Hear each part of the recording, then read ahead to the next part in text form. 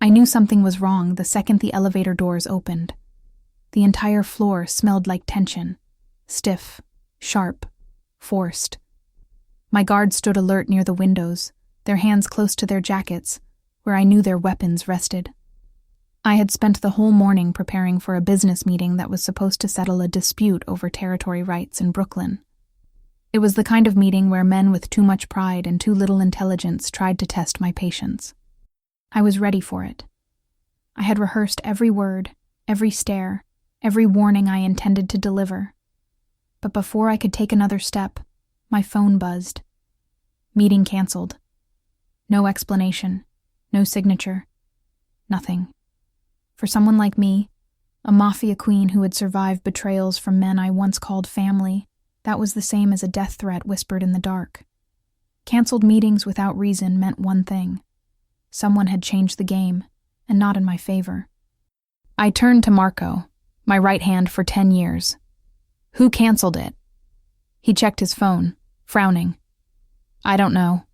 The message didn't come from any of our contacts. That made it worse. I felt something heavy settle in my chest. Not fear, pressure. The kind that shows up before a war begins. I didn't say another word. I took the elevator down, walked through the marble lobby of the tower, and stepped outside into the cold New York wind. My black SUV was waiting across the street. I headed toward the underground parking garage, already preparing 3 possible counterattacks for whatever trap might be unfolding. But then I heard crying. Deep, broken crying. The type that comes from someone who has lost something important. Something irreplaceable. My steps slowed. I followed the sound, expecting to see one of my men injured, or maybe a homeless person hiding between the columns. I was ready to walk past. My world didn't give me time to care about strangers. But when I turned the corner, everything stopped. There was a man kneeling on the concrete floor. His shoulders were shaking, his hands covering his face. And next to him, 2 small children. One girl, maybe 5, holding a pink backpack. And a boy, maybe 8, holding his father's sleeve as if he could somehow keep him from falling apart completely. They stood beside a parking spot. Empty. No car. The boy whispered, "Dad, please don't cry. We'll figure it out." I froze. I had seen men beg for mercy. I had seen men cry for their lives. I had heard screams in dark alleys, pleas in broken whispers. But this was different. This was a father breaking in front of his children. I took a few steps closer before my brain could stop me. The girl wiped her own tears with the back of her hand, and something inside me reacted before I could control it. "Hey," I said softly. "What happened?" The man looked up, startled. Tears streaked down his face. His eyes were red, his expression desperate. But what struck me most was the shame. He looked ashamed to be seen like this. "I'm sorry," he said quickly, standing up and pulling the kids close. "I didn't mean to. I'm sorry, I'll get out of your way." "You're not in my way." My voice came out calmer than I expected. "Talk to me." He swallowed hard. "My car, it was stolen. Right here. Just a few minutes ago." I turned around to grab my daughter's toy from her backpack, and when I looked up, it was gone. I studied the empty space. No glass, no tire marks, no alarm. A clean job. Too clean. "Did you have insurance?" I asked carefully. His face crumbled again. "Not anymore. I couldn't afford the last payment. I was planning to reinstate it next month, but I'm behind on everything." The boy squeezed his father's hand. "Dad was going to a really important meeting today," he explained quietly. "He needed the car." The man inhaled shakily. "A job interview. One that could finally get us out of this mess. And now I'm supposed to be there in 20 minutes and..." His voice broke again. "I can't lose this opportunity. I can't keep failing them." The kids looked up at him with trust, not blame. That trust hurt more than anything I had expected to feel that morning. I asked, "What's your name?" "Liam," he said, clearing his throat. "Liam Carter. And these are my kids, Eli and Sophie." I nodded slowly. "I'm Valentina." He waited, expecting me to say more. To explain who I was, what I did, why I had 2 armed guards standing behind me. But I didn't. Not yet. "Do you know who took your car?" I asked. He shook his head helplessly. "No, they didn't even make a sound. I didn't hear a thing." That was when the alarm bells inside me went off. A silent, fast, clean theft like that was not something teenagers or desperate strangers pulled off. This looked like the work of professionals. Professionals who operated like my people, which meant either someone was copying my methods or someone from my circle had gone rogue. Neither possibility pleased me. I looked at the kids. Sophie's cheeks were wet. Eli was trying so hard to be strong for his dad that it made my throat tighten. "Where is your interview?" I asked Liam. "Midtown," he said. "But without the car, there's no chance. The subway won't get me there in time. And I don't have money for a taxi right now." I took my phone out. "Marco," I said, without looking away from Liam. "Bring the car around. We're taking him." Liam blinked.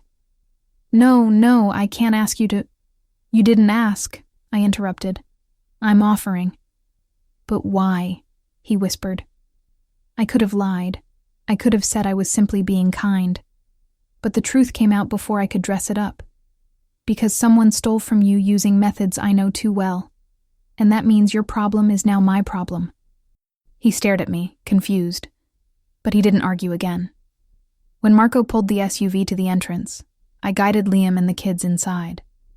Sophie climbed into the back seat with a soft thank you. Eli gave me a small nod, trying to act older than he was. As we drove toward Midtown, Liam stared out the window, hands clenched, breathing unevenly. I could tell he was replaying the theft, thinking of everything he had lost, everything he was risking, everything depending on this one interview. I opened my phone again and typed a message to Marco's second-in-command. "Find the car, find out who took it, and bring me the names." I hit send. Then I looked at Liam, who was trying his best not to fall apart again. He had no idea that the moment our eyes met in that garage, I made a silent promise to myself, one I had never made for anyone outside my world. I would fix this, even if I had to tear the city apart to do it. And I had no idea that helping him would be the one mistake capable of destroying everything I had built. The next morning, the first thing I did was check the report about Liam's car. I woke up before sunrise, as always. My phone was already buzzing on the nightstand. I ignored the missed calls, the notifications about meetings, the list of numbers waiting for my answer. I opened only one thread. Marco. There were 3 photos. The first was Liam's car, abandoned on a dark street in Queens, with the plates already removed. The second was the inside of a small garage, cluttered with tools, fake plates, and parts from other vehicles. I recognized the style of the operation. Organized, fast, no panic. The third was the most important. A blurry capture of 3 men walking away from the car. The leader had a tattoo on his neck, a black crown pierced by a line of barbed wire. I let out a slow breath. This was not some random theft. This was one of Damien Cole's crews. Damien had been trying to nibble at my businesses for months, pushing street gangs into areas where they did not belong. He liked to send small messages. A fight here, a robbery there, a rumor, a leak. Nothing big enough to start a war, but always close to my territory. Now he had let his men steal a car inside a building where I held meetings. It was not just about the car. It was about me. I scrolled down to Marco's text. Found the car. Found the garage. Crew belongs to Cole. Orders? I typed back. Keep them under watch. Do not touch them yet. I want names, schedules, and who they talk to. And I want every camera angle from the garage where that car was parked. I hit send and got out of bed. Normally on a day like that, I would plan my retaliation step by step. I would think about which asset to move, which business to squeeze, which message to send through silence or through blood. But as I stood under the hot water in the shower, I kept seeing one thing. Not Damien. Not his men. I saw Liam kneeling on the concrete. I saw Eli biting his lip to hold back tears. I saw Sophie clutching that pink backpack like it was the only safe thing in her world. I hated that those images were stuck in my head. I hated even more the way they made my chest feel tight. By the time I dressed and walked into my office, Marco was already waiting. The skyline of Manhattan filled the windows behind him. He held a tablet in one hand and a coffee in the other. "You look tired," he said. I put my phone on the desk. I am tired of amateurs pretending they understand this city. "Coal again," he guessed. I nodded. He used one of his crews inside our garage, in my building. Marco's jaw tightened. "You want them gone?" "Not yet," I said. "He is testing how far he can go. If I react too soon, I give him exactly what he wants. For now, we watch. We let him think he is clever." "And the car?" Marco asked. "What do you want to do with it?" I thought about the small apartment Liam had mentioned yesterday, about the way he had looked at his children like they were everything he had left. "Have it cleaned," I said. "Repaired if needed. Full tank. Bring the paperwork to me." Marco raised an eyebrow. "You're returning it?" "Yes. To a man you met once in a parking garage." I held his gaze. "Do you have a problem with that?" He studied me for a moment. Marco knew me better than almost anyone. He knew my rules. No unnecessary attachments. No unpredictable variables near the center of my life. I was the one who kept control. "A man who crosses your path because of coal is not a random man," he said calmly. "You know that." "I do," I said. "Which is why I prefer to keep him close enough to see what happens." Marco exhaled slowly. "I'll arrange it." He turned to leave, but I spoke again. "And, Marco, get me everything you can on him." "On Liam Carter?" "Yes. Work history, financial situation, any records, anything that links him to Cole or anyone else." "Understood." He left the room, and I finally let myself lean back in the chair. I told myself it was just strategy. That was easier to accept than the truth. The truth was that something about Liam bothered me. Not in the way enemies bothered me. Not in the way traitors bothered me. It was different. He was honest. Too honest for my world. And that made him dangerous in a way I was not used to. I did not expect to see him again so soon. Around noon, as I was finishing a meeting in one of our legitimate offices, a security company that protected corporate buildings, I heard Nina's voice in my earpiece. "Valentina, there's a man at reception asking for you," she said. "He says it's about yesterday." I knew who it was before she said his name. "Liam Carter," she added. "Of course. Send him to the small conference room," I replied. "And tell security to stand down. He is not a threat." "Yet," she muttered. I almost smiled. A few minutes later, I walked into the glass-walled room. Liam stood near the table, holding a worn folder under his arm. He was dressed better than yesterday. Clean shirt, simple jacket. But his shoes were old, and his general appearance said one thing. This man was doing his best with very little. "Valentina," he greeted, sounding unsure if he should call me by my first name. "I'm sorry to show up like this. I didn't know where else to go." "It's fine," I said. "Sit." He sat. His hands trembled slightly as he set the folder on the table. "How did the interview go?" I asked. His shoulders relaxed a little. "I made it. Your driver drove like his life depended on it." I knew exactly which driver it had been. "And?" I pressed. "They said they liked my profile," he said. "They still have another round of candidates to see, but I made it to the second stage. It's not a guarantee, but it's something." Hope flickered in his eyes, and I felt an unexpected relief. "That is good news," I said. He looked down at his hands. "I wanted to thank you. I know you didn't have to help us.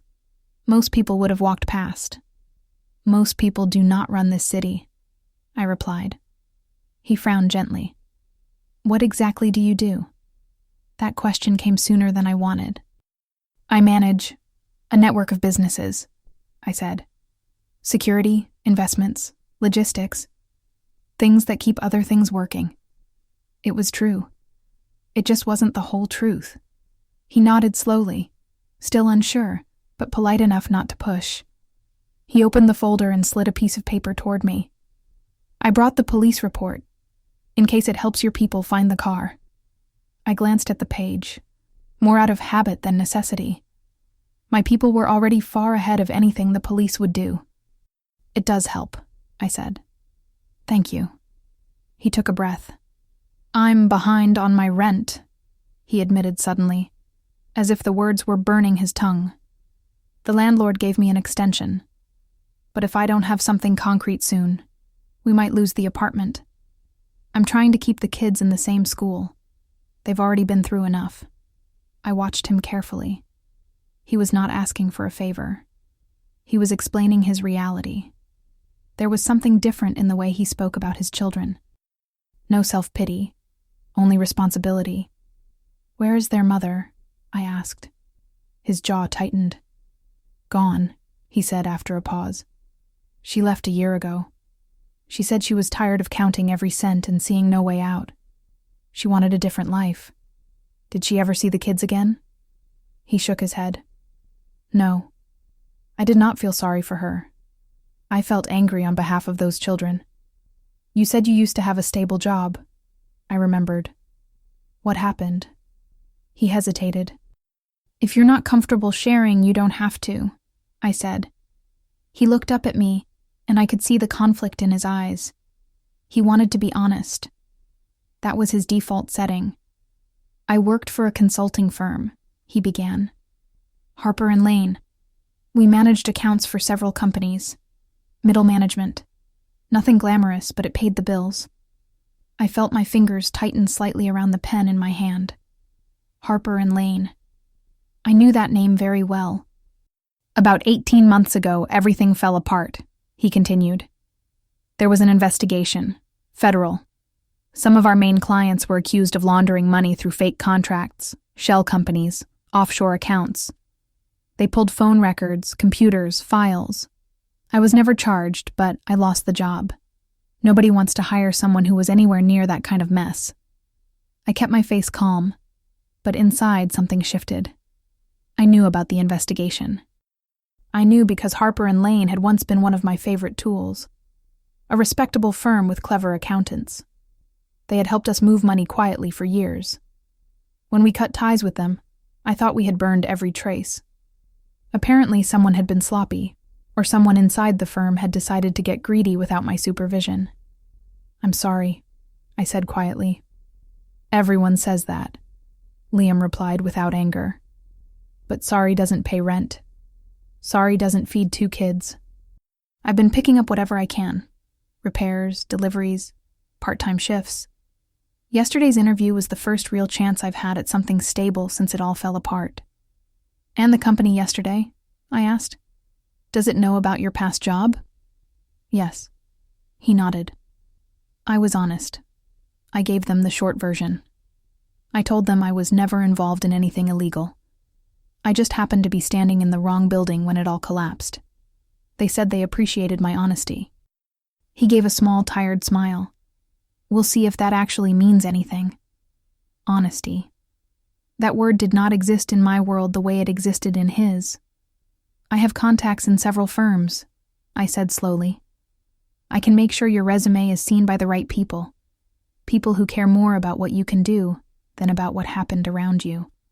He stared at me, as if he wasn't sure he had heard correctly. You would do that? Yes. Why? He asked again. You don't even know me. All you know is that my life is a mess. I leaned forward, resting my hands on the table. You are trying, I said.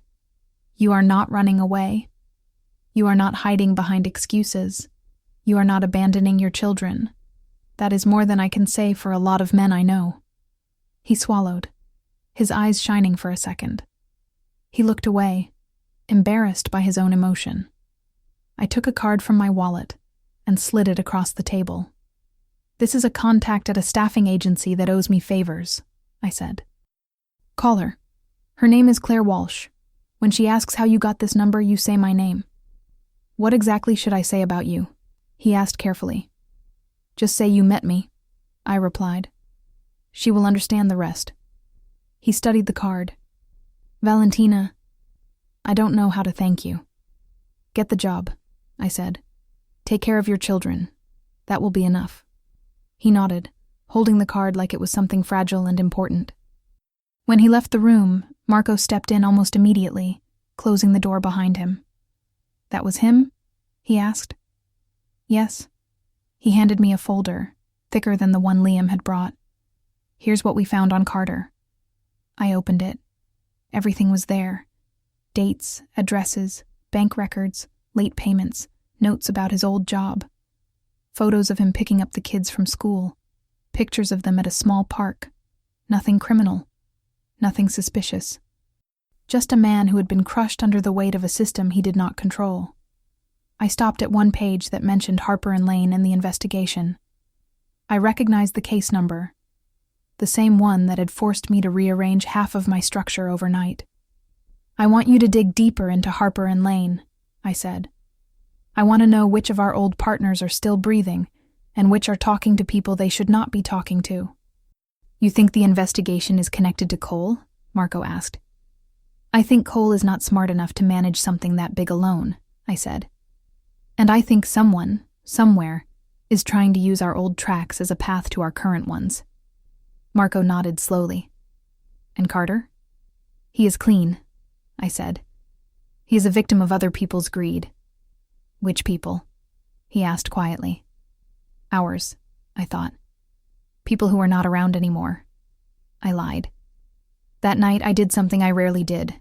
I drove myself. No driver, no convoy, no escort, just me, behind the wheel of a black sedan, with Liam's car following close behind, driven by one of my trusted men. We stopped on a quiet street near his building in Queens. The paint on his car looked fresh. The engine hummed like new. I stepped out first. The air smelled like food from nearby apartments and the faint scent of detergent from someone's laundry.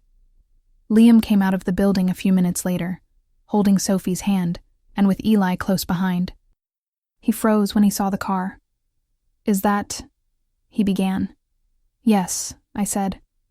"We found it." He walked around the vehicle, his hand sliding over the hood.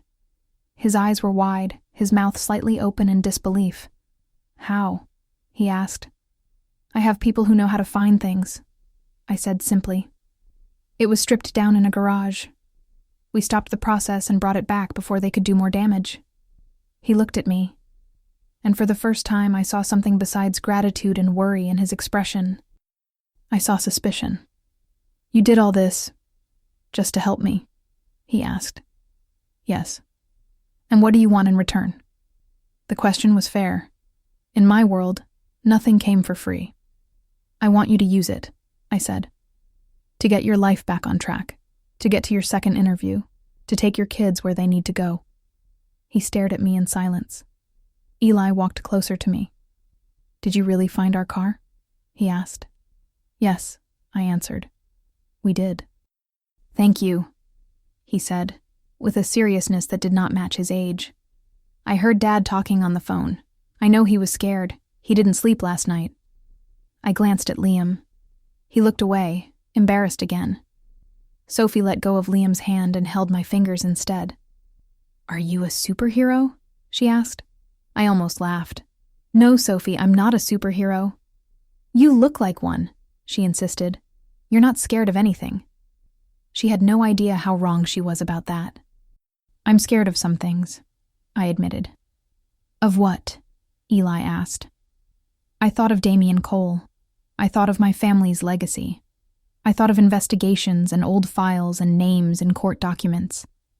I thought of men who were loyal until the day money or fear turned them into cowards. Then I looked at Eli and Sophie. "Of losing what I care about," I said. Sophie smiled and squeezed my hand before letting go. She ran to the back seat, talking about all the places they could go again now that they had the car back. Liam watched all of this with a mix of confusion and something else. "You're not what I expected when I saw you in that garage," he said quietly. "What did you expect?" I asked. "I don't know," he replied. "Someone busy. Someone who would walk past, maybe call security to get us out of the way. Not someone who would take our problem and turn it into her own mission." I shrugged lightly. Maybe I was bored. We both knew that was not true. He chuckled softly. The sound warmed the cold air around us more than I wanted to admit. "I owe you more than I can say," he said. "If there is ever anything I can do for you, anything at all, you have my number." I almost told him that there was already something he was doing for me, without knowing. He was reminding me that I still had the ability to choose what kind of person I wanted to be. But I kept that to myself. "Focus on your interview," I said. "That is what matters now." He nodded. "I will." I watched them get into the car. Eli in the back, Sophie with her pink backpack, Liam behind the wheel. The engine started smoothly. For a moment, they looked like any normal family. A father who had fought for one more chance. 2 kids who still believed he could fix everything. I stepped back and let them drive away. As the taillights disappeared at the corner, my phone vibrated. Marco again. We dug deeper into Harper and Lane. You were right. Someone connected to the old operation is talking to Cole. I stared at the screen. Who? His answer came quickly. One of the former senior partners, and he was Carter's direct supervisor. I lifted my eyes to the empty street where Liam's car had just been. The same people who had used Harper and Lane to launder my money had destroyed Liam's career. Now one of them was working with Damian Cole. And if Cole knew about Liam's connection to that past, then stealing his car in my garage had not been a random act of opportunity. It had been a message, not just to me, to him, to us. I felt a cold certainty settle in my chest. Liam Carter was not only a victim of the fallout from my former operations, he was now a visible, vulnerable target in the middle of a silent war. And whether he knew it or not, the moment I chose to help him in that parking garage, I had pulled him and his children into my world. I put my phone away and walked back to my car. I had one thought as I closed the door and started the engine. If Damian was willing to use a man like Liam as a pawn, then this was no longer just about territory or money. He had found my weakness. And I had just watched it drive away in a small, recovered car with 2 innocent kids in the back seat. I gripped the steering wheel harder. The next move I made would decide something much bigger than profit. It would decide whether Liam and his children survived what was coming. And I was not sure yet if I had taken them under my protection soon enough. I didn't sleep that night.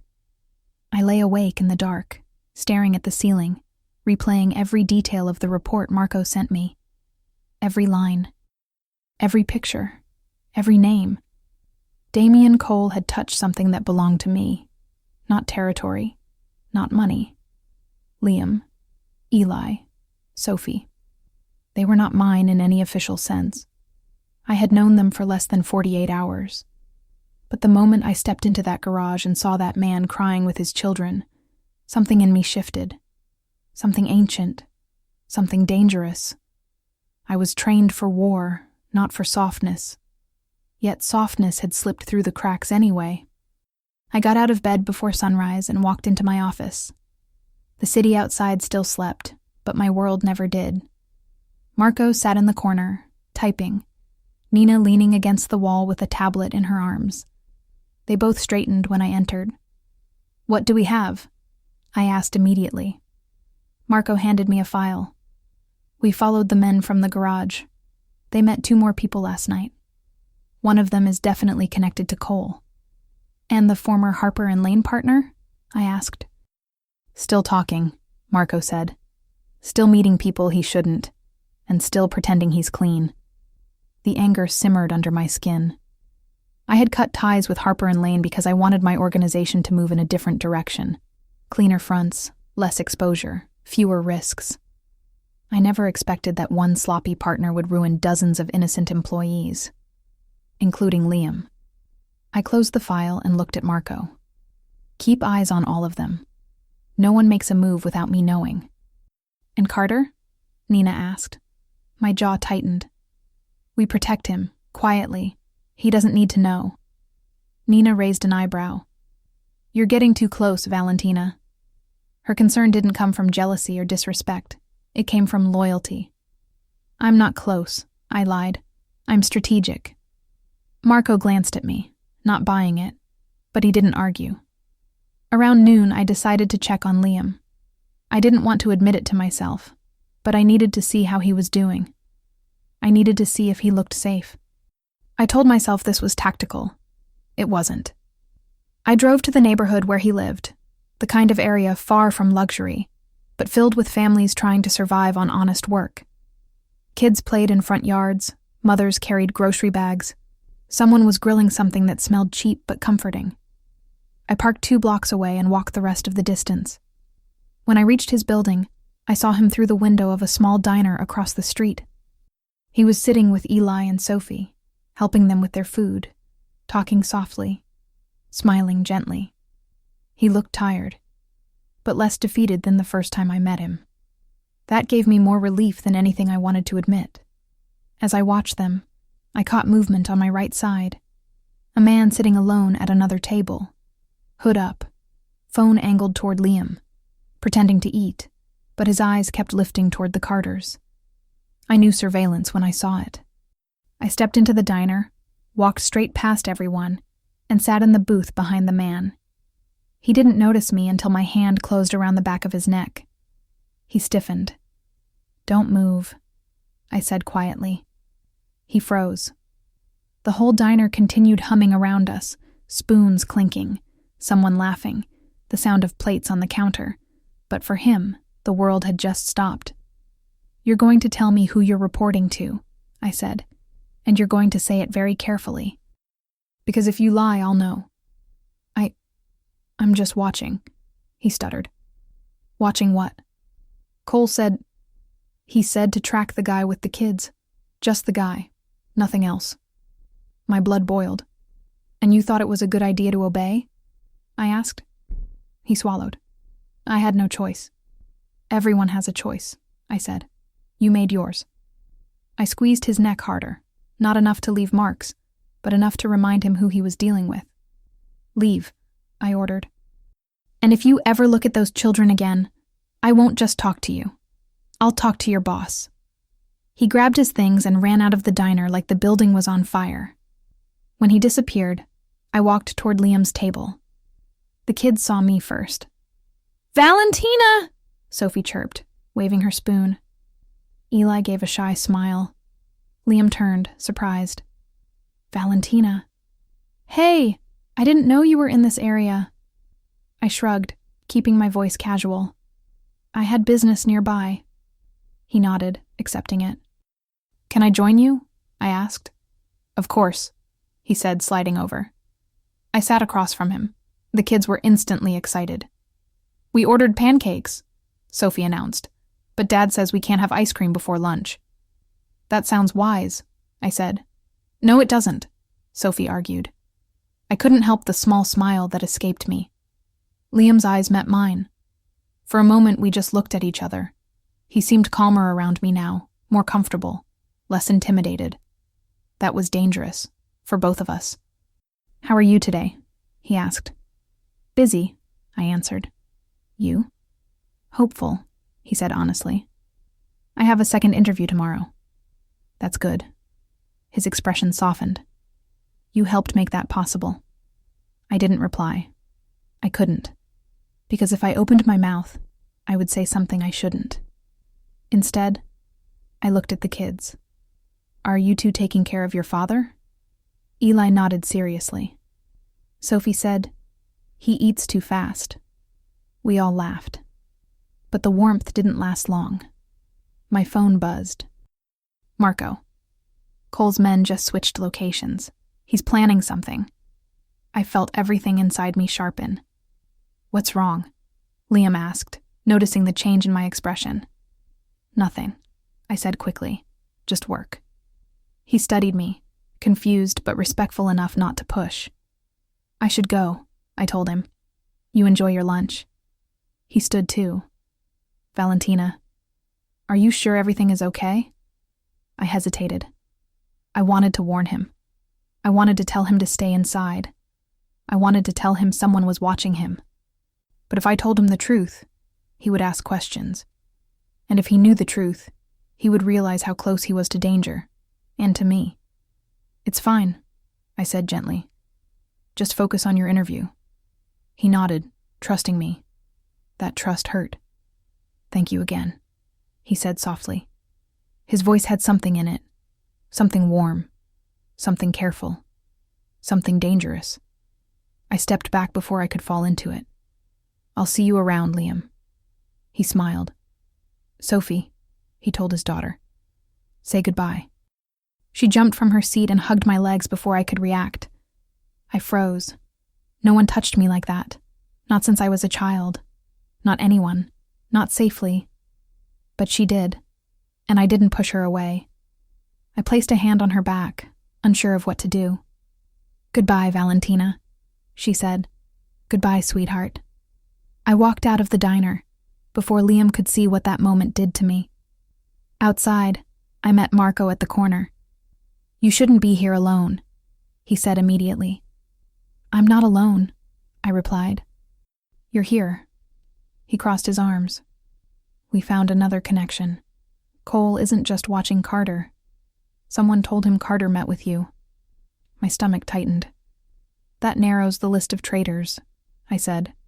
Yes, and it also means Carter is in the middle of a storm he doesn't understand. I exhaled slowly. Liam didn't deserve this. His children didn't deserve this. This was my world.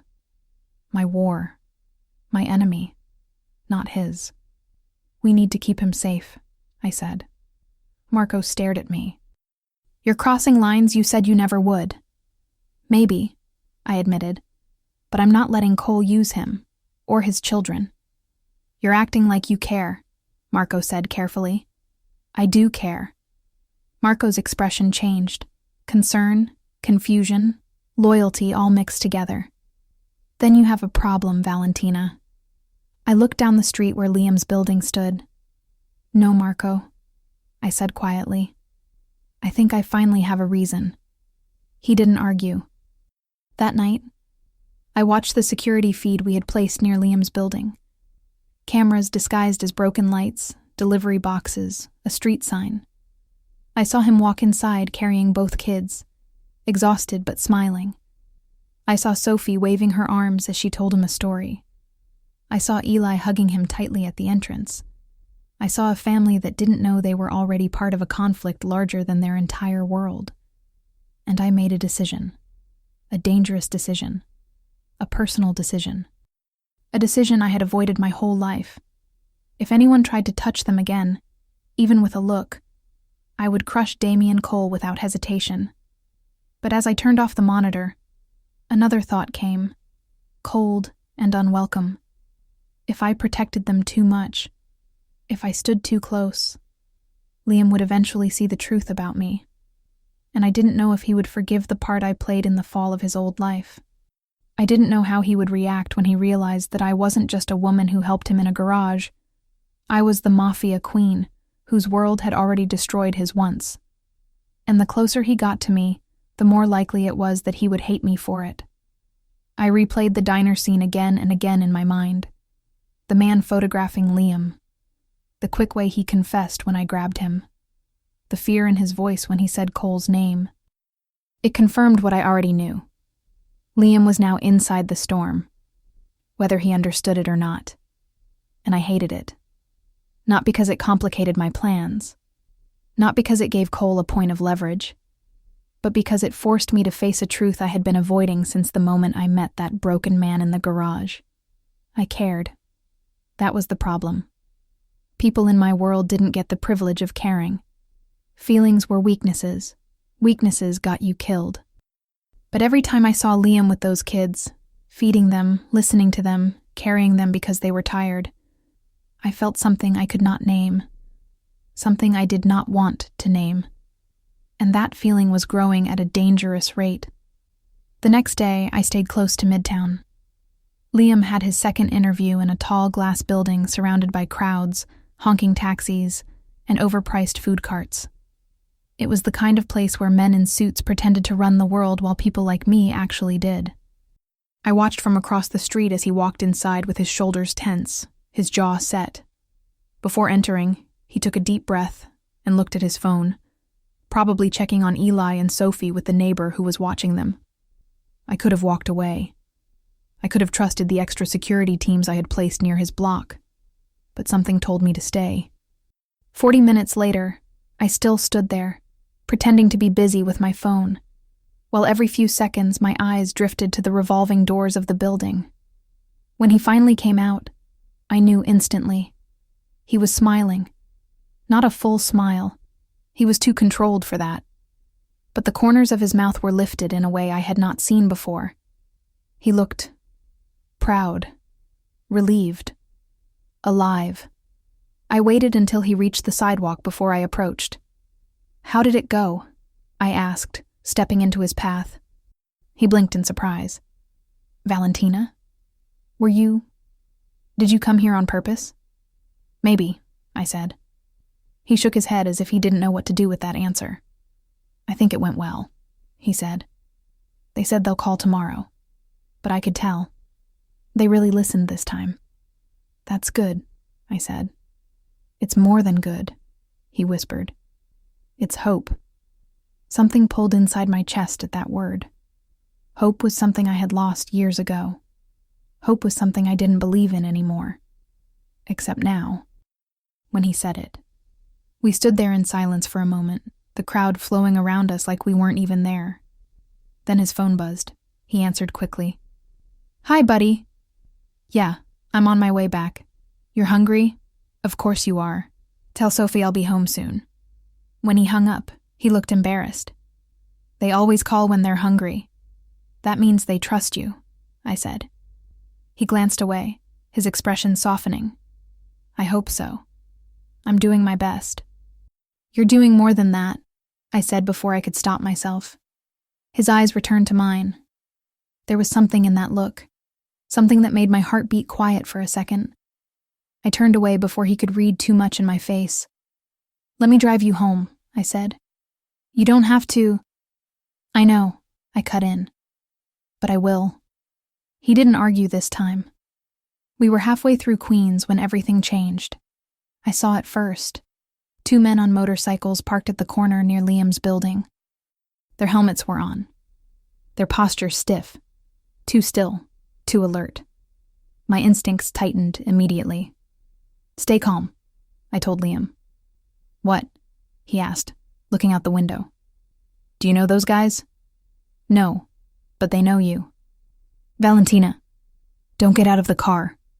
I parked half a block away. Before the engine stopped, I had my gun in my hand. Liam stared at the weapon like it was a bomb. "Stay here," I said firmly.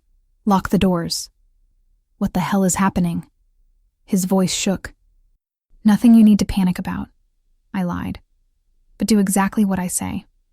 He grabbed my wrist. "Valentina, please." His hand was warm, solid, and terrified. I had to pull away before I lost control. "I'll be right back," I said. "Trust me." Something in my tone must have reached him, because he finally nodded. I got out of the car and walked toward the motorcycles. The men straightened the moment they saw me. One of them placed a hand inside his jacket. "Don't," I warned, my voice low. He froze. They knew exactly who I was. "Tell Cole," I said calmly, "that watching Carter is already a mistake. Touching him will be the last one he makes." They didn't speak, but I saw the panic in their eyes. He wanted the message delivered. One of them finally said, "That's all." "If he wants to talk," I said, "he knows where to find me." They exchanged a quick glance. "And if he sends anyone near those children again," I added, "I'll bury every one of his crews before he knows what hit him." They rode off so fast the tires screeched. When the noise faded, I walked back to the car. Liam was standing outside now, pacing, his hands shaking. "Get inside," I snapped. "What was that?" he yelled. "Who were they? Why do they know you?" People on the sidewalk turned to look. I grabbed his arm and pulled him back into the car. "Calm down," I said sharply. "Don't tell me to calm down," he burst out. "Those men were watching my building, watching my kids." "Who are you, Valentina?" His voice wasn't angry. It was terrified, and that pierced deeper than any blade. I exhaled slowly. "I told you before, I handle dangerous business." "That's not an answer," he said. "Are you in trouble? Are my kids in danger because of you?" I turned to him. "Liam, I would never let anything happen to your children. That's not what I asked." There it was, the moment I had feared. "Valentina," he whispered, "just tell me the truth. Who are you?" I opened my mouth. But before I could answer, a black car swerved around the corner, speeding straight toward us. "Get down!" I shouted. I pulled him by the shoulder and dropped us both under the dashboard just as the first gunshot shattered the back window. Liam screamed, shielding his head. The next shot hit the side door. I pulled my gun and fired back through the cracked glass, hitting the side of the attacking car. It swerved, scraped against a parked truck, and sped off. The entire street erupted in chaos. People shouting, cars honking, someone filming with their phone. Liam sat frozen, breathing in short, shaking sobs. "Are you okay?" I asked. He looked at me like he didn't recognize me anymore. "I just saw you shoot at a car," he said, voice breaking. "I just saw someone try to kill us." "They weren't trying to kill you," I said. "They were trying to scare me." "That's worse," he shouted. "Because that means whoever these people are, they know me. They know my kids, and they know you're involved with us." My chest tightened painfully. "Liam." He shook his head violently. "I trusted you. I let you into my life, into my kid's life. And now we're in the middle of something I don't understand." He leaned back, trembling. I had faced enemies with machetes. I had walked through gunfire without blinking. I had survived ambushes, betrayals, explosions. But nothing had ever hurt as much as the look on his face at that moment. I tried again. "Let me explain." "Are you a criminal?" he whispered. His voice was small, hurt, broken. "I run things," I said carefully. "Things that keep parts of this city from falling apart." "That's not an answer," he said again. "Just tell me the truth." For the first time in years, I hesitated. He saw the hesitation. And that was enough. His face went pale. "Oh my God," he breathed. "You are. You're one of them." "I'm not like them," I said quickly. He didn't hear me. Or he didn't want to. He opened the car door with shaking hands. "Liam, stop." "I can't do this," he said, stepping back. "I can't have my kids involved in whatever this is. I can't risk them. I won't." The pain in my chest felt like someone had dug their fingers into my ribs. "Liam," I tried again. "Please, just listen." "No," he said. "We're done." He turned and walked away. He didn't look back once. I sat there in the shattered car, glass everywhere, blood on my hand from a small cut I didn't even notice. The engine ticked softly. Outside, the street was already returning to normal. Inside, nothing was normal anymore. I picked up my phone with trembling fingers. Marco answered immediately. "Valentina? Are you—" "He knows," I said quietly. "Not everything, but enough." Marco cursed under his breath. "What now?" I closed my eyes. "Now," I whispered.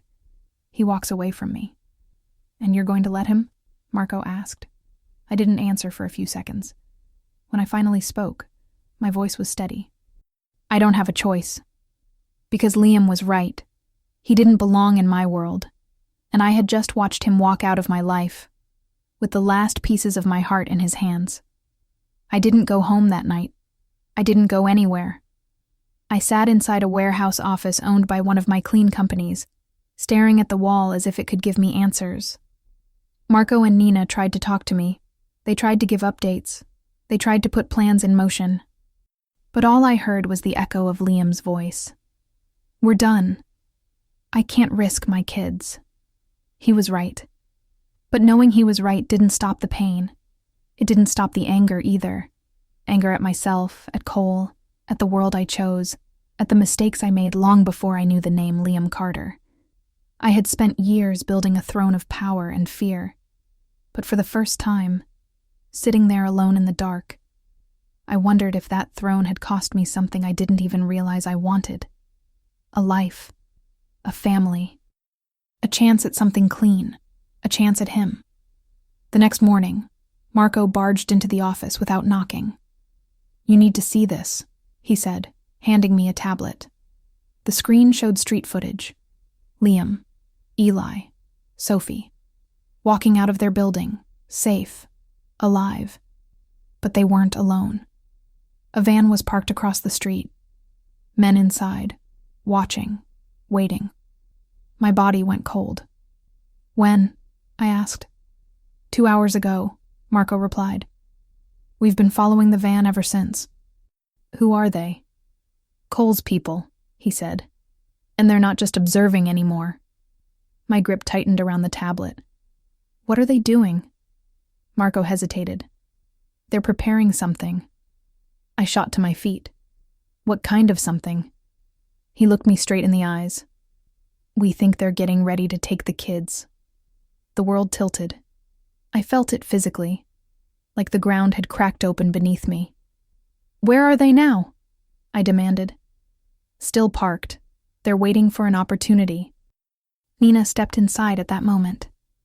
"Valentina, we need to move. If Cole wants leverage, the children are the perfect pressure point. He knows it." I didn't need Nina to spell it out. Cole wanted to force my hand.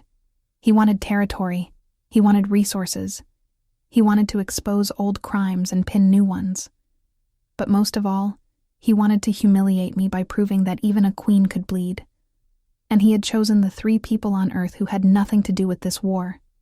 Eli, Sophie, Liam. My throat tightened. "We're getting them out of there," I said. "Now." When we arrived at Liam's building, the van was gone. The street was quiet. Too quiet. Nina ran ahead, scanning the area with 2 of my men while Marco stayed close to me. I didn't even realize how hard I was breathing until we reached the front door. "Valentina," Marco said softly. "Wait." I didn't. I ran up the stairs. Liam's apartment door was closed, no sign of forced entry, no sounds inside. I knocked once. No answer.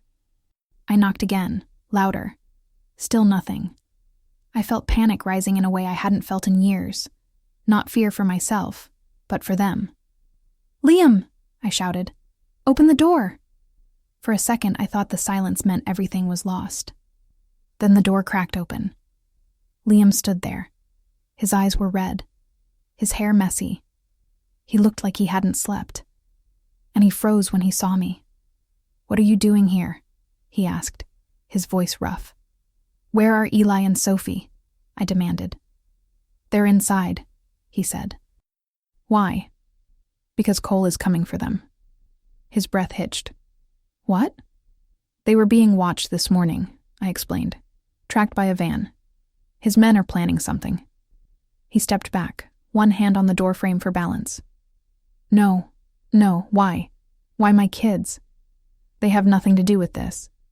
"Because he knows I helped you," I said. "He thinks hurting them will hurt me." Liam shook his head, panicked. "This is exactly what I was afraid of. This is why I told you to stay away."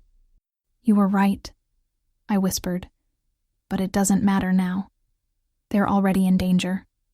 I expected him to yell, to blame me, to tell me to leave. But something broke inside him instead. He turned away, covering his face with his hands. His voice cracked. "I can't lose them," he whispered. "They're all I have." I walked inside without waiting for permission. The kids were sitting on the floor, coloring. They looked up the moment they saw me. "Valentina?" Sophie said, smiling like nothing was wrong. Eli waved shyly. I dropped to one knee. "We're going on a trip," I said softly. "But we have school," Eli said. "Today you don't," I replied. "Go pack your backpacks. Quickly, okay?" They didn't ask questions. Kids who live through hardship learn to obey urgency. Liam kneeled beside me. "Where will you take them?" "To a safe place," I said. "A place Cole can't reach." "And what about after that? What happens next?" The answer was one I didn't want to say. "Next," I whispered, "I end this." His breath caught. "You're going after him," he said. "Yes," he swallowed. "And if he kills you?" I met his eyes. "If I don't go, he'll kill all of you." Something in his expression faltered then. A crack in the anger, a fracture in the distance he had tried so hard to build. "Valentina," he whispered, "why are you doing this?" I didn't want to answer. But he deserved the truth. "Because I care about your children," I said. "And I care about you." He blinked fast, as if he didn't trust what he heard. But before he could say anything else, Nina rushed inside. "They took the van to an industrial area," she said. "Looks like they're regrouping." "Then we move," I replied, standing. Liam pulled me aside. "Tell me the truth," he said. "You said you keep parts of the city from falling apart. But that's not all, is it? You're something more. Something worse." I breathed in slowly. "Liam, the company you worked for, Harper and Lane, the one that collapsed, it was connected to my family once. Not directly to me, but to our old operations. I didn't know your name then. I didn't know you existed. But you were hurt because of us." He stared at me, silent, processing. "Everything I've been through," he whispered. "All those months. All the nights I couldn't feed my kids properly. It began with something your family did." "Yes. And now Cole is coming after us because you helped me." "Yes." He stepped back. It felt like a knife. But for the first time, he didn't walk away. He didn't shut the door. He didn't tell me we were done. Instead, he asked the question I least expected. "What do you need me to do?" I blinked. "Nothing. You need to stay safe with the kids."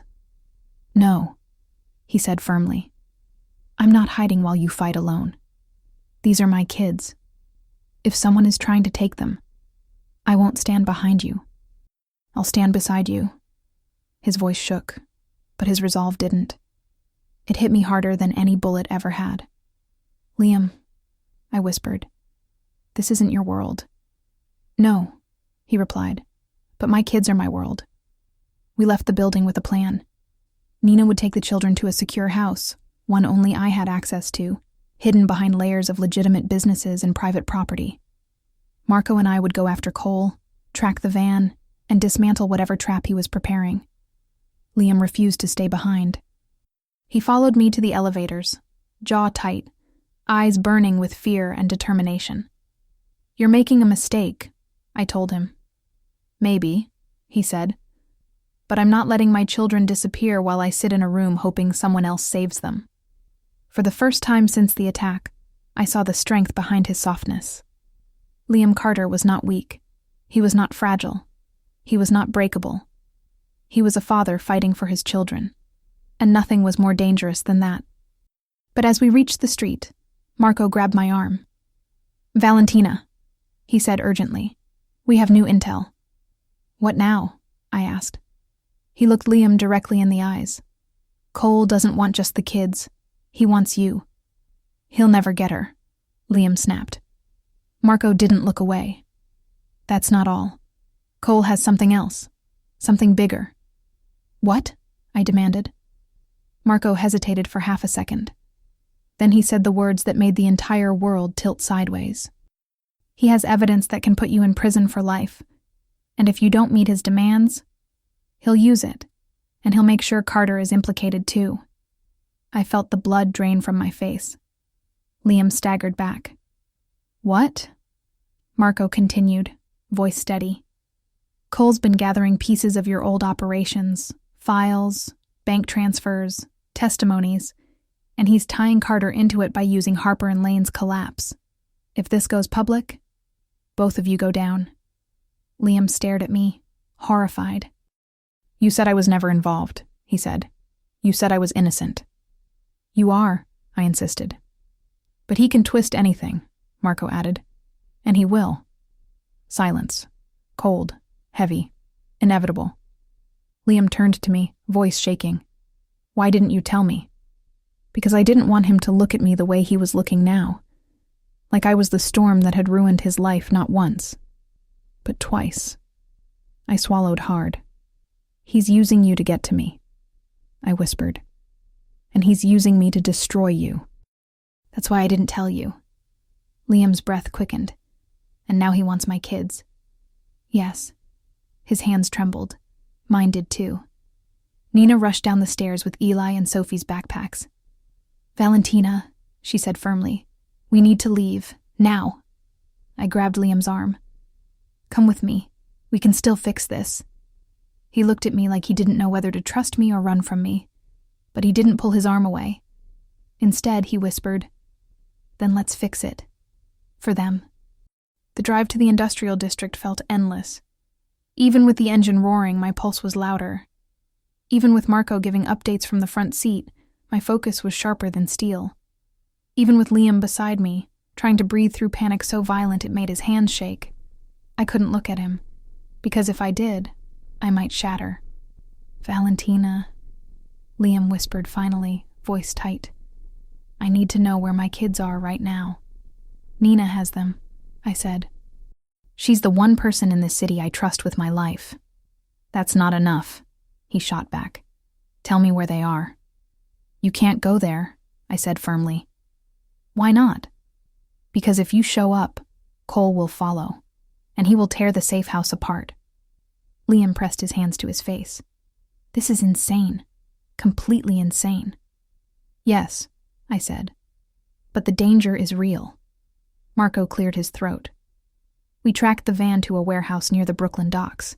It's heavily guarded. How many? I asked. At least a dozen inside, he replied. Armed. Organized. Liam stared at us like we were talking about something out of a nightmare. Armed? He repeated. 12 men with guns? And we're driving toward them? You don't have to be part of this, I told him. You can stay in the car. He turned to me, jaw locked. Those are my kids. I'm not staying anywhere. I didn't argue again. I couldn't. Because the truth was simple. Any parent willing to face a dozen armed men for their children was exactly the kind of person I would trust in a war. And this was war. As we approached the warehouse, the smell of salt water and rust filled the air. The sun was setting behind the cranes, painting the docks in shades of orange and gray. Shadows stretched long across the pavement, too many places for men to hide. Marco looked at me in the rearview mirror. We do this clean, fast, no hesitation. I nodded. Liam swallowed hard. And if they hurt my kids? They won't, I said. Not while I'm breathing. He looked at me then, not with fear, not with anger, but with something else. Something I couldn't afford to understand. Valentina, he whispered. Please, bring them back to me. I will, I said. I swear. We parked far enough to avoid being seen. My team spread out. 8 of my most loyal men, silent and deadly. Marco handed Liam a bulletproof vest. I don't know how to use a gun, Liam admitted, voice shaking. You're not here to fight, I said. You're here so your kids see you the second the danger is gone. He hesitated before putting the vest on. His hands fumbled with the straps until I reached out to help him. For a moment, our fingers brushed. I felt him take a sharp breath. Then I stepped back. Stay behind me, I said. I'm not letting you go in alone. You're not letting me, I repeated, almost smiling despite everything. Marco signaled from the corner of the warehouse. Positions ready, he whispered. Your call, boss. I inhaled slowly. This wasn't about territory or reputation anymore. This wasn't about power. This wasn't about my crown. This was about Eli and Sophie, and the man who would burn the world for them, just like I would. Move, I said. We slipped through the side door, my men disabling cameras as we advanced. Inside, the air was thick with diesel smoke and dust. Dim lights buzzed overhead. Wooden crates stacked to the ceiling created narrow corridors. Voices echoed from deeper in. Marco lifted his fist. We stopped. In there, he whispered. Sounds like 3 in the front, the rest split across the back. I signaled to my men. 3, 2, 1. We stormed the first room. The guards didn't stand a chance. 2 were knocked out before they lifted their rifles. The third got 1 shot off, hitting a light bulb above us, before Marco pinned him to the floor. I moved past them, my gun steady. Liam followed, shaking but focused. Stay close, I said. I'm trying, he whispered. We advanced through the maze of crates until we reached a large open space lit by a single hanging lamp. The van was parked in the middle, and beside it, my heart stopped. Eli and Sophie, tied together with their hands behind their backs, tape over their mouths, their small bodies shaking with fear. Liam gasped, "Oh God, oh my God." I grabbed his arm before he ran forward. "Wait," I said. "This is a trap." He shook his head violently. "They're right there." "I know. Trust me." Movement flickered in the shadows. A door creaked open, and Damian Cole stepped out, tall, sharp-featured, wearing a suit too expensive for the filth he crawled in. His smile stretched slow and poisonous. "Valentina Russo," he said. "The Queen herself. And look, you brought company." Liam stepped beside me. "Where are my kids?" he demanded. Cole laughed softly. "Right where you left them." I moved forward, gun raised. "Let them go." "Of course," Cole replied, shrugging. "Right after you give me what I want." I clenched my jaw. "Which is?" "The city," he said simply. "Half your operations. A permanent agreement that you don't interfere where I expand. And the files you still have on the judges who protect your empire." "You're delusional," I said. "No," he replied. "I'm prepared." He pulled a folder from his jacket and tossed it onto a crate. It slid toward me. I recognized the documents instantly. Wire transfers, shell corporations, names from years ago. Proof that could destroy my life. Proof that, if twisted, could drag Liam down too. Cole smiled wider. "I could send this to the FBI tonight, but I'd prefer something more entertaining." He snapped his fingers. 2 more men stepped out behind the children, both holding guns, both aimed at Eli and Sophie. Liam's knees buckled. "No," he choked out. "Please, don't hurt them. They're just kids." Cole tilted his head. "Then I suggest their protector decides quickly." I raised my gun even higher. "You make one move toward them and I end you right here." Cole laughed. "If you shoot me, my men shoot them. You lose everything." He stepped closer to the children, crouching beside them with sickening ease. Sophie whimpered. Eli tried to lean in front of her, protecting his sister with his small body. Liam broke. He dropped to his knees. "Please," he begged. "Please don't hurt them." Something inside me snapped. I walked forward until I stood between Liam and Cole. I kept my voice cold. "Take me," I said. "Let the kids go." Liam jerked his head toward me. "Valentina, no." Cole's eyebrows rose. "You'd give yourself up? Just like that?" "I'm the one you want," I said. "Not them." He chuckled. "That's touching.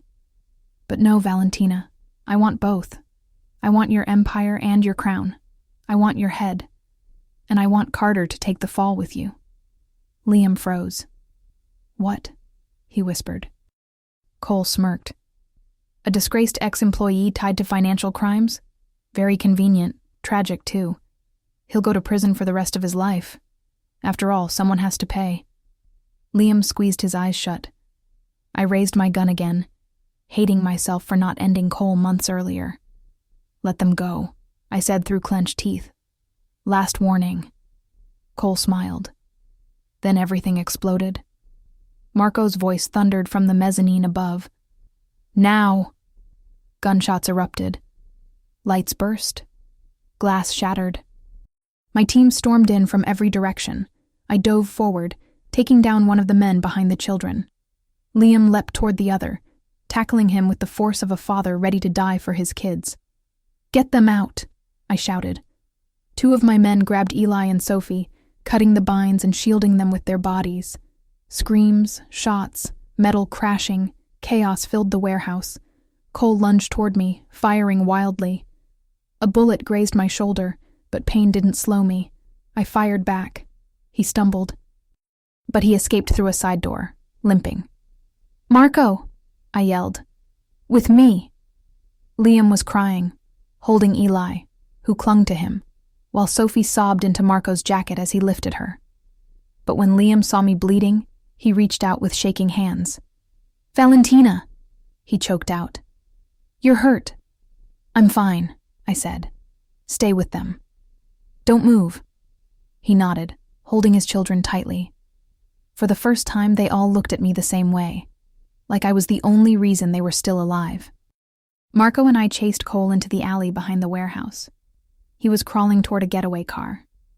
I aimed my gun at him. This ends now, I said. Cole turned his head and laughed weakly. Kill me, and you lose every file I sent out. The moment my heart stops, the evidence goes live. My hand didn't shake. I don't need to kill you. I stepped forward and shot him in the leg. He screamed. Marco grabbed him, twisting his arm behind his back. We'll make him talk, Marco said. He won't, I replied. Not willingly. But the kids are safe, he added. I exhaled shakily. Yes, they were safe. For now. Inside the warehouse, Liam sat on the ground with both children clinging to him. He looked up when I entered. His expression broke. You saved them, he whispered. You saved all of us. I knelt in front of him, blood soaking my sleeve. Are they hurt? No, he said, voice shaking. Because of you. His hand reached for mine, hesitant, trembling, and this time I didn't pull away. Valentina, he breathed. You could have died. I told you, I whispered. I won't let anything happen to them. Or to you. His eyes filled. But before he could speak, my vision swayed for a moment. Liam caught me by the shoulders. You're bleeding, he said urgently. We need to get you to a hospital. No hospital, I gasped. No records. Marco stepped in. We'll take her to the safe house. Liam held on to me, refusing to let go. Valentina, he whispered. Don't leave me. Don't leave us. His words hit deeper than any bullet ever had. I squeezed his hand. I'm not leaving, I said softly. But behind us, the warehouse door creaked in the wind, and I knew the war wasn't over. Not even close. Because Cole still had the files. Because the authorities could still come for me. Because my empire was shaking. Because Liam now knew what I truly was. Because the world I lived in was bleeding into his. And because the price of saving this family might be the highest price I had ever paid. My crown. Or my freedom. The safe house was a small 2-story cabin hidden behind a private storage facility and a row of abandoned workshops. From the outside, it looked like nothing. Peeling paint, broken shutters, a roof that needed replacing. Inside, it was impenetrable. I stumbled through the door as Marco held my arm. Blood still dripped down my shoulder, warm and rhythmic, but adrenaline kept me upright. Liam walked behind us with Eli in one arm and Sophie holding his shirt with trembling fingers. The kids looked exhausted. He looked terrified. And I felt something I had never felt before. Fragile. Nina ran down the stairs the moment she saw us. "Lay her on the couch," she ordered. "Now." Liam argued immediately. "Do you even know what you're doing?" "Yes," Nina snapped. "Better than any doctor who would put her name in a report and get her arrested." He swallowed hard and stepped aside. Marco cut away the sleeve of my jacket and revealed the ugly wound. "Bullet grazed her," he said. "Deep, but clean." Liam knelt beside me. His hands hovered over my skin like he wanted to help, but didn't know where to touch me without hurting me. "Why didn't you tell me you were hit?" he whispered. "I had other priorities," I said simply. His jaw tightened. "You can't keep doing that." "What?" "Risking your life like it doesn't matter." I turned my head to look at him. "It mattered enough to save your children." His eyes shone with pain. "And something else I didn't want to name yet." Nina cleaned the wound quickly and wrapped my shoulder with efficient pressure. When she finished, she stood. "She'll live," Nina said, "as long as she stops acting invincible." Liam exhaled shakily. "Thank God." The kids fell asleep within minutes, curled up together on the small bed in the safe room. Liam stayed beside them until their breathing steadied, then returned to the living room where I sat propped against a cushion. He stood in front of me for a long moment, silently, his chest rising and falling with slow breaths. "You saved them," he said again. "I don't know how to thank you." "You don't owe me anything," I replied. He knelt in front of me. "Yes," he said softly. "I do." I didn't look away, even though every instinct told me to. "I was so scared," he whispered. "When I saw them tied like that, when I thought I might lose them forever, I wanted to rip the world apart. And then you came in like you had already decided you'd die before letting anything happen to them." "And I would have," I admitted. His breath hitched. "Why, Valentina? Why would you do that?" The truth was simple. Because I cared more about those two kids than about my reputation, my crown, or even my own life. But saying that out loud felt too raw, too risky. So instead, I said, "Because your children deserve safety, and because Cole made this personal the moment he touched them." Liam shook his head. "No, this is about more than that. You didn't just protect them because it was strategic. You protected them because you love them." I inhaled sharply. He held my gaze. "And you protected me," he added quietly. "I didn't want you hurt." He leaned closer. "You didn't want me hurt, or you couldn't bear it." My chest tightened painfully. "I don't know," I whispered. "Yes," he said softly. "You do." I opened my mouth, but no words came. Liam exhaled, almost like he understood something before I did. "Valentina," he whispered, "I don't know what you feel, and I'm terrified of what any of this means, but I need you to know something." He reached for my hand. I didn't pull away. "You saved my kids," he said. "You saved me, and that matters more than anything you did before I met you." I closed my eyes for a moment, overwhelmed, but peace never lasted long in my world. Marco walked in, holding his phone. "We have a problem," he said. "Of course." "What now?" I asked. "Cole escaped custody," Marco replied. "Our men lost him in the alleys." Liam tensed. "He's coming back for us." Marco nodded grimly. "And fast." The room fell silent. Then I stood, ignoring the pain stabbing through my shoulder. "Take the children to the car," I told Liam. "Now." "Where are we going?" he asked. "To finish this." The drive was tense. Marco sat in the front with Nina. I sat in the back with Liam and the kids, who were still groggy and confused. Sophie leaned into my good shoulder. Eli held Liam's hand tightly, watching me with wide eyes. "Are we still in danger?" he asked. "No," I said gently. "Not as long as I'm here." Liam looked at me with an expression I couldn't decipher. Part awe, part fear, part something warmer. Marco pulled up to an abandoned power station on the outskirts of the city. The location pinged on his phone minutes earlier. Cole's signal came from inside, Marco said. This is it. Liam's heartbeat was loud in the small space. You're not going in alone, he said. Yes, I replied. I am. No, he insisted, gripping my arm. You nearly died today. I'm not letting you walk into another trap. Liam, I said softly. This is the only way to end it. He won't stop unless I make him stop. He shook his head. Then I'm coming with you. You have to stay with the kids. And if something happens to you? He demanded. I swallowed.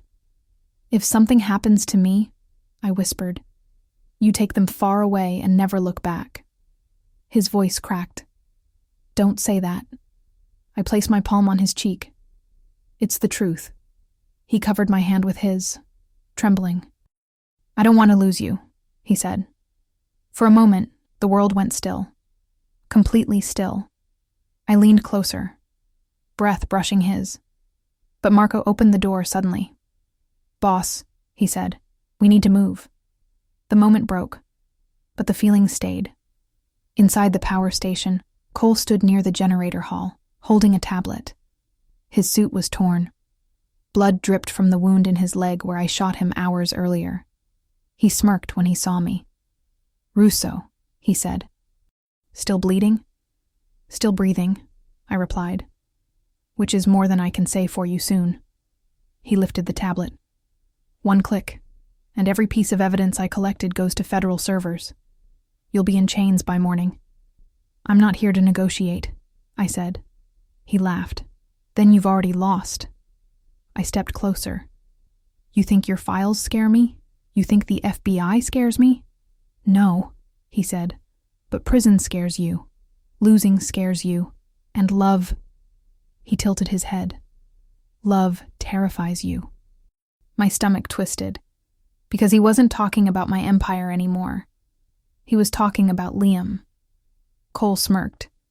Your weakness has a name now.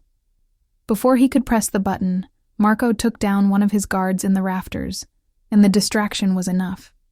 I lunged forward, knocked the tablet away, and pinned Cole against a steel column.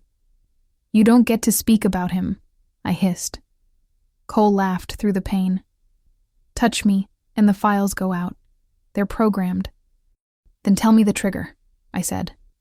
He smirked. Why would I? I leaned closer, lowering my voice. Because if you don't, I won't kill you. His smile faltered. I'll keep you alive, I said. Hidden, forgotten, in a place where no one hears you scream, and you will never know daylight again. His breath hitched. He believed me. Fine, he spat. It's not automatic. Someone has to manually send the final command. My man has the backup device. Where? I demanded. He hesitated. A mistake. Marco stepped forward and pressed his gun to Cole's throat. Cole gave in. Garage, under the north platform, he hissed. Black duffel bag. Marco ran. I looked Cole in the eyes. This ends now, I said. Yes, Cole whispered, but not how you think. He reached suddenly for a knife hidden behind his belt. Before he could strike, I shot him, point blank. He slumped to the floor and didn't get up again. Marco returned minutes later with the device and the files.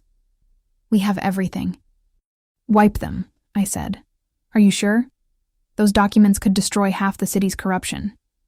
And they could destroy a good man's life, I said quietly. Burn them. Marco nodded. And the evidence, the threat that had hung over Liam and me, disappeared in flames. When we returned to the car, Liam rushed toward me. Are you okay? He asked, hands on my shoulders. Yes, I said. It's over. His eyes searched mine.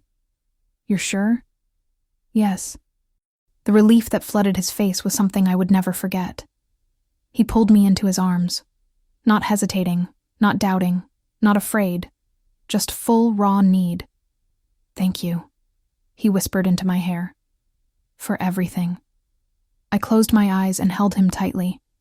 This man, this gentle, terrified, brave man, had stood at my side through a war he never asked for.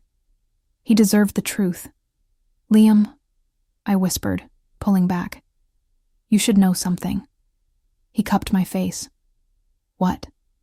I'm not good, I said. I'm not clean. I've done things. Awful things. Things you would never understand. I don't need to understand your past, he said. I saw who you are now. I shook my head. I destroyed part of your old life. And you saved my children's lives, he cut in. I'm not interested in the woman you were. I'm here because of the woman you are. My breath caught. You risked everything for us, he continued. Your power, your crown, your freedom. And I know how much that means. His thumb brushed my cheek. You don't owe me anything, Valentina. But if you want this, if you want us... His voice softened. Then I'm here. My heart slammed against my ribs. And the kids? I whispered. His smile trembled. They already love you. I exhaled shakily. Then yes, I said.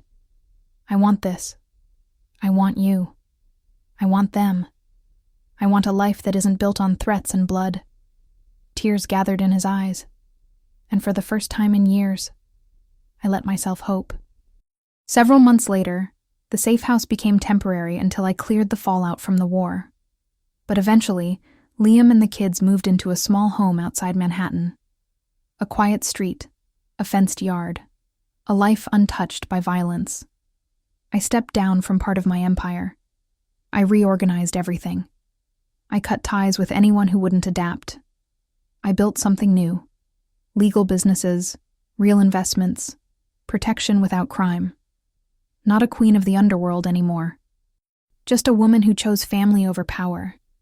Some nights, I still woke ready to fight. Some days, threats lingered in the edges of the world. But when I walked into that modest home and heard Sophie laugh, or saw Eli race to show me his homework, or felt Liam wrap his arms around me from behind, I knew I had chosen the right throne. A new kind. A better kind. A throne made of love. One evening, as I tucked Sophie into bed, she looked at me with sleepy eyes. Valentina, she said softly, are you staying forever? My throat tightened. Yes, I whispered. I'm staying. She smiled and wrapped her tiny arms around my neck. And as I walked out of her room, I found Liam waiting in the hallway, leaning against the doorframe, watching me like I was the safest thing he'd ever seen. You okay? He asked. Yes, I said. He stepped closer and brushed his lips against mine. Slow. Warm. Certain. I love you, he whispered. I closed my eyes. The woman I used to be, the woman who trusted no one, needed no one, felt nothing, would have run. But the woman I had become, she whispered back, I love you too. And for the first time in my life, I believed in the future that followed.